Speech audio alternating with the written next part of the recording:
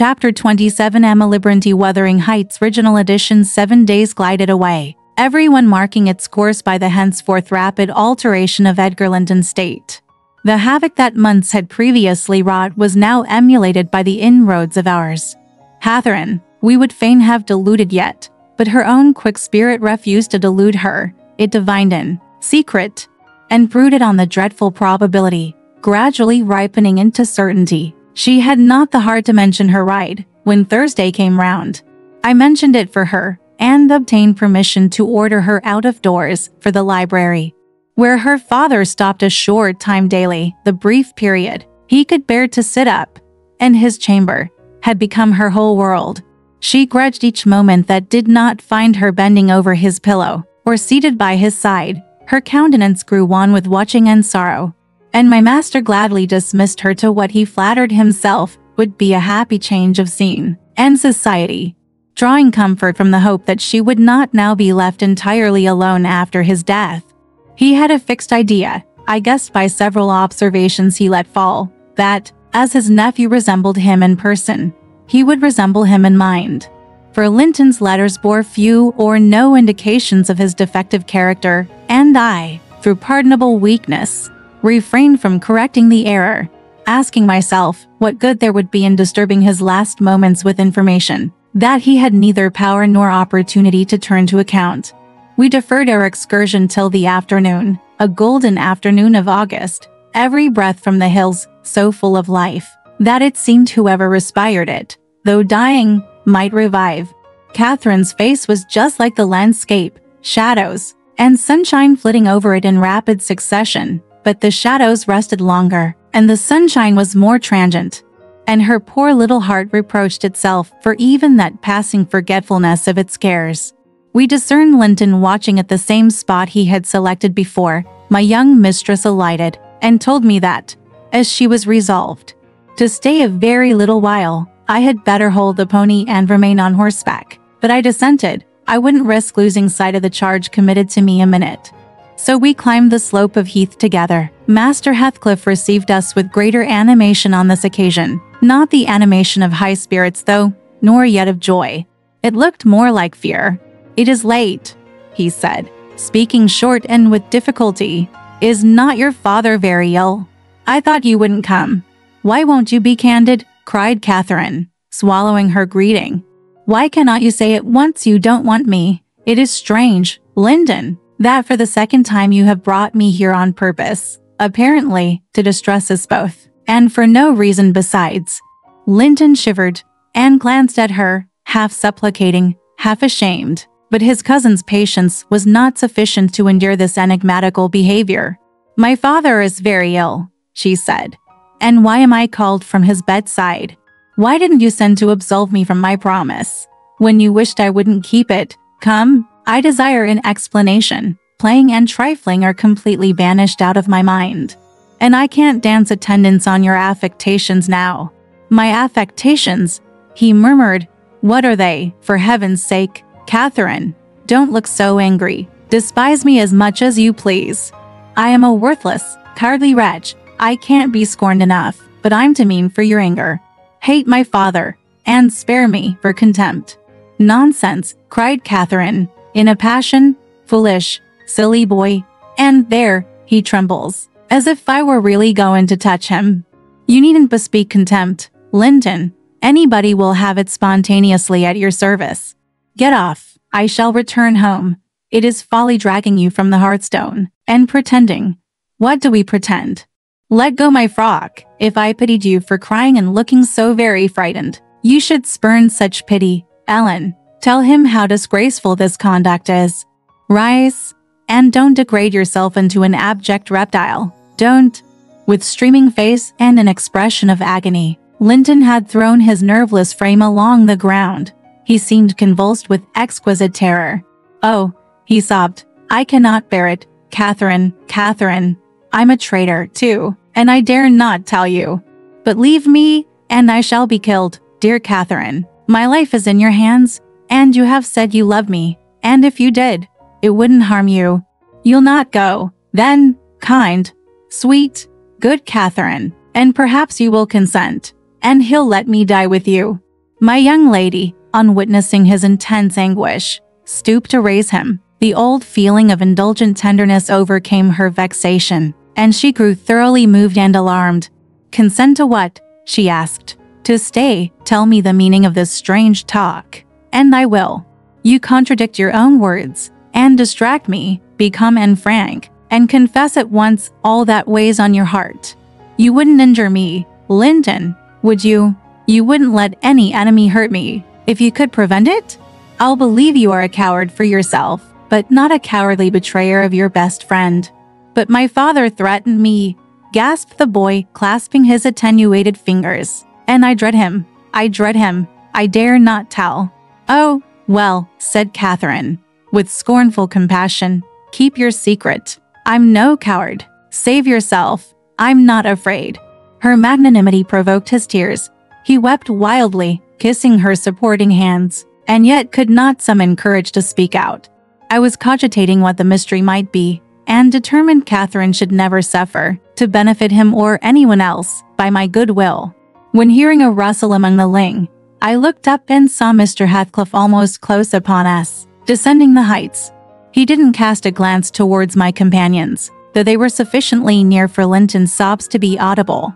But hailing me in the almost hearty tone he assumed to none besides, and the sincerity of which I couldn't avoid doubting, "Hesate, it is something to see you so near to my house, Nelly. How are you at the Grange? Let us hear. The rumor goes," he added in a lower tone, "that Edgar Linton is on his deathbed. Perhaps they exaggerate his illness." "No, my master is dying," I replied. "It is true enough. A sad thing it will be for us all, but a blessing for him." "How long will he last, do you think?" he asked. "I don't know," I said. "Because," he continued, looking at the two young people, who were fixed under his eye, Linton appeared as if he could not venture to stir or raise his head. "And Catherine could not move on his account, because that lad yonder seems determined to beat me, and I'd thank his uncle to be quick, and go before him. Hallo! Has the whelp been playing that game long? I did give him some lessons about snivelling. Is he pretty lively with Miss Linton generally?" "Lively? No, he has shown the greatest distress," I answered. "To see him, I should say, that instead of rambling with his sweetheart on the hills, he ought to be in bed, under the hands of a doctor." "He shall be in a day or two," muttered Heathcliff. "But first, get up, Linton, get up," he shouted. "Don't grovel on the ground there, up." This moment, Linton had sunk prostrate again in another paroxysm of helpless fear, caused by his father's glance towards him. I suppose there was nothing else to produce such humiliation. He made several efforts to obey, but his little strength was annihilated for the time, and he fell back again with a moan. Mr. Heathcliff advanced, and lifted him to lean against a ridge of turf. "Now," said he, with curbed ferocity, "I'm getting angry, and if you don't command that paltry spirit of yours, damn you, get up directly." "I will, father," he panted, "only let me alone, or I shall faint." "I've done as you wished. I'm sure Catherine will tell you that I have been cheerful." Keep by me, Catherine. Give me your hand." "Take mine," said his father. "Stand on your feet. There now, she'll lend you her arm. That's right. Look at her. You would imagine I was the devil himself, Miss Linton, to excite such horror. Be so kind as to walk home with him, will you? He shudders if I touch him." "Linton, dear," whispered Catherine, "I can't go to Wuthering Heights. Papa has forbidden me. He'll not harm you. Why are you so afraid?" "I can never re-enter that house," he answered. "I'm not to re-enter it without you." "Stop," cried his father. "We'll respect Catherine's filial scruples. Nelly, take him in, and I'll follow your advice concerning the doctor, without delay." "You'll do well," replied I, "but I must remain with my mistress. To mind your son is not my business." "You are very stiff," said Heathcliff. "I know that, but you'll force me to pinch the baby and make it scream before it moves your charity. Come, then, my hero. Are you willing to return, escorted by me?" He approached once more, and made as if he would seize the fragile being. But, shrinking back, Linton clung to his cousin, and implored her to accompany him. with a frantic importunity that admitted no denial. However, I disapproved. I couldn't hinder her. Indeed, how could she have refused him herself? What was filling him with dread we had no means of discerning, but there he was, powerless under its grip. And any addition seemed capable of shocking him into idiocy. We reached the threshold. Catherine walked in, and I stood waiting, till she had conducted the invalid to a chair, expecting her out immediately, when Mr. Heathcliff, pushing me forward, exclaimed, "My house is not stricken with the plague, Nelly, and I have a mind to be hospitable today. Sit down, and allow me to shut the door." He shut and locked it also. I started. "You shall have tea before you go home," he added. "I am by myself. Hareton is gone with some cattle to the Leas, and Zillah and Joseph are off on a journey of pleasure. And, though I'm used to being alone, I'd rather have some interesting company, if I can get it. Miss Linton, take your seat by him. I give you what I have. The present is hardly worth accepting, but I have nothing else to offer. It is Linton. I mean, how she does stare. It's odd what a savage feeling I have to anything that seems afraid of me. Had I been born where laws are less strict and tastes less dainty, I should treat myself to a slow vivisection of those two, as an evening's amusement." He drew in his breath, struck the table, and swore to himself, "By hell, I hate them." "I'm not afraid of you," exclaimed Catherine, who could not hear the latter part of his speech. She stepped close up, her black eyes flashing with passion and resolution. "Give me that key. I will have it," she said. "I wouldn't eat or drink here if I were starving." Heathcliff had the key in his hand that remained on the table. He looked up, seized with a sort of surprise at her boldness, or, possibly, reminded by her voice and glance of the person from whom she inherited it. She snatched at the instrument, and half succeeded in getting it out of his loosened fingers, but her action recalled him to the present. He recovered it speedily. "Now, Catherine Linton," he said, "stand off, or I shall knock you down, and that will make Mrs. Dean mad." Regardless of this warning, she captured his closed hand and its contents again. "We will go," she repeated, exerting her utmost efforts to cause the iron muscles to relax.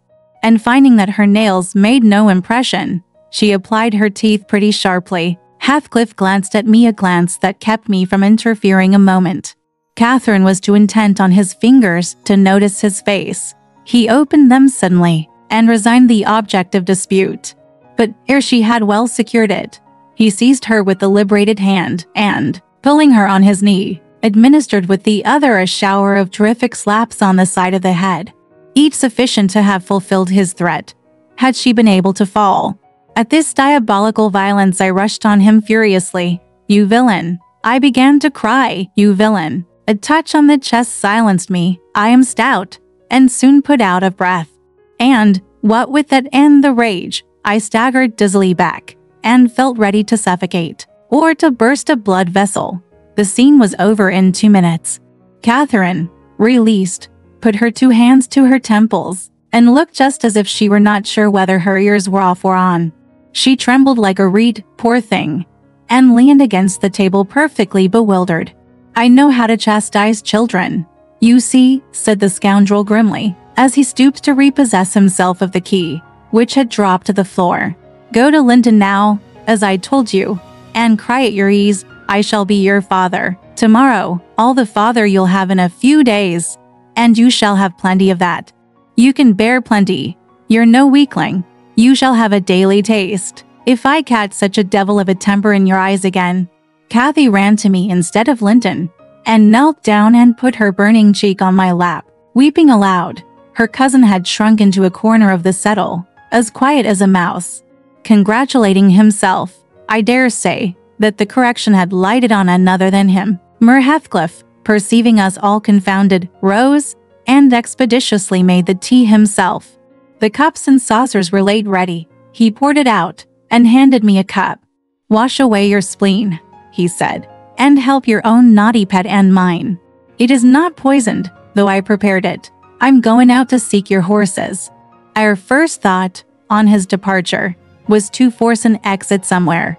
We tried the kitchen door, but that was fastened outside. We looked at the windows. They were too narrow, for even Kathy's little figure. Master into, I cried, seeing we were regularly imprisoned. You know what your diabolical father is after, and you shall tell us, or I'll box your ears, as he has done your cousins. Yes, Linton, you must tell, said Catherine. It was for your sake I came, and it will be wickedly ungrateful if you refuse.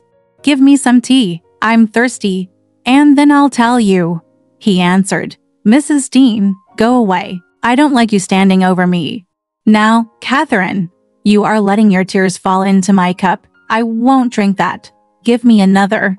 Catherine pushed another to him and wiped her face. I felt disgusted at the little wretch's composure, since he was no longer in terror for himself. The anguish he had exhibited on the moor subsided as soon as ever he entered Wuthering Heights, so I guessed he had been menaced with an awful visitation of wrath if he failed in decoying us there. And, that accomplished, he had no further immediate fears. Papa wants us to be married, he continued, after sipping some of the liquid, and he knows your papa wouldn't let us marry now. And he's afraid of my dying if we wait. So we are to be married in the morning, and you are to stay here all night. And if you do as he wishes, you shall return home next day, and take me with you. Take you with her, pitiful changeling. I exclaimed, you marry? Why, the man is mad, or he thinks us fools, everyone. And do you imagine that beautiful young lady, that healthy, hardy girl, will tie herself to a little perishing monkey like you? Are you cherishing the notion that anybody, let alone Miss Catherine Linton, would have you for a husband? You want whipping for bringing us in here at all, with your dastardly pulling tricks. And, don't look so silly. Now, I've a very good mind to shake you severely for your contemptible treachery and your imbecile conceit. I did give him a slight shaking, but it brought on the cough, and he took to his ordinary resource of moaning and weeping, and Catherine rebuked me. Stay all night. No, she said, looking slowly round. Ellen, I'll burn that door down, but I'll get out. And she would have commenced the execution of her threat directly, but Linton was up in alarm for his dear self again. He clasped her in his too feeble arms, sobbing, won't you have me, and save me? Not let me come to the Grange. Oh, darling Catherine, you mustn't go and leave me, after all. You must obey my father, you must. I must obey my own, she replied, and relieve him from this cruel suspense. The whole night, what would he think? He'll be distressed already. I'll either break or burn a way out of the house. Be quiet, you're in no danger, but if you hinder me, Linton, I love Papa better than you. The mortal terror he felt of Mr. Heathcliff's anger restored to the boy his coward's eloquence. Catherine was near distraught. Still, she persisted that she must go home and tried entreaty in her turn, persuading him to subdue his selfish agony. While they were thus occupied, our gaoler re-entered. Your beasts have trotted off, he said. And, now, Linton, sniveling again. What has she been doing to you? Come, come, have done, and get to bed. In a month or two, my lad, you'll be able to pay her back her present tyrannies with a vigorous hand. You're pining for pure love, are you not? Nothing else in the world, and she shall have you. There, to bed. Zillah won't be here tonight. You must undress yourself. Hush, hold your noise. Once in your own room, I'll not come near you. You needn't fear. By chance you've managed tolerably. I'll look to the rest. He spoke these words, holding the door open for his son to pass, and the latter achieved his exit exactly as a spaniel might, which suspected the person who attended on it of designing a spiteful squeeze. The lock was re-secured. Heathcliff approached the fire, where my mistress and I stood silent. Catherine looked up, and instinctively raised her hand to her cheek. His neighborhood revived a painful sensation. Anybody else would have been incapable of regarding the childish act with sternness, but he scowled on her, and muttered, Oh, you are not afraid of me. Your courage is well disguised. You seem damnably afraid. I am afraid now, she replied, because, if I stay, Papa will be miserable. And how can I endure making him miserable? When he, Mr. Heathcliff, let me go home. I promised to marry Linton. Papa would like me too, and I love him. Why should you wish to force me to do what I'll willingly do of myself? Let him dare to force you, I cried. There's law in the land. Thank God there is, though we be in an out-of-the-way place. I'd inform if he were my own son, and it's felony without benefit of clergy. Silence, said the ruffian. To the devil with your clamor. I don't want you to speak. Miss Linton, I shall enjoy myself remarkably in thinking your father will be miserable. I shall not sleep for satisfaction.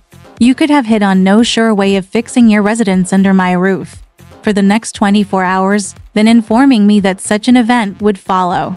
As to your promise to Mary Linton, I'll take care you shall keep it, for you shall not quit this place till it is fulfilled. Send Ellen, then, to let Papa know I'm safe, exclaimed Catherine, weeping bitterly. Or marry me now, poor Papa, Ellen. He'll think we're lost. What shall we do? Not he. He'll think you are tired of waiting on him, and run off for a little amusement, answered Heathcliff.